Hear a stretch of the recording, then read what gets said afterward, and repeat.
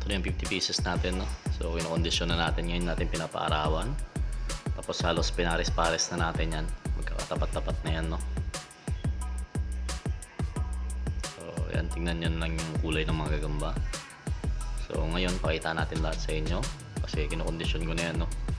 So tingnan nyo yung mga tulog, lapat na yung mga tulog nyan. So ngayong araw din mga KaG, pag napanood nyo to, so maya maya siguro hapon maglalabas na tayo ng mga videos, no?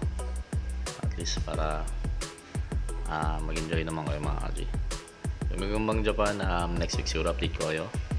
So malalaki na, no? And medyo nagkakainan na yung iba, medyo nakakatakot. Ililipat ko na yung iba mamaya kasi nagkakainan na sila. So ito yung pinaka napipili ko, no? 10.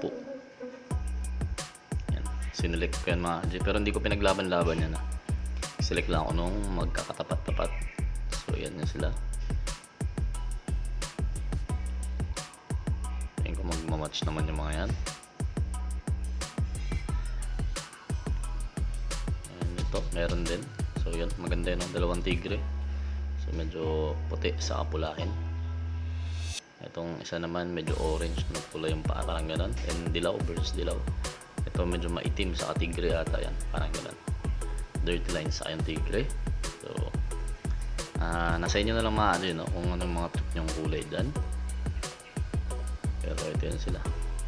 So ito yun yung dilawin, medyo makapal talaga to. Makakapal yung paa mga KaG kasi Gensan na mga Gagamba to. Malalaki sila, no? So alam naman natin na pag Gensan yung Gagamba malalaki. Tapos Cebu, yan talaga yung malalaking Gagamba, Gensan sa Cebu.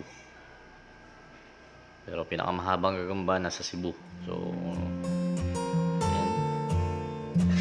yan lang mga KaG, no?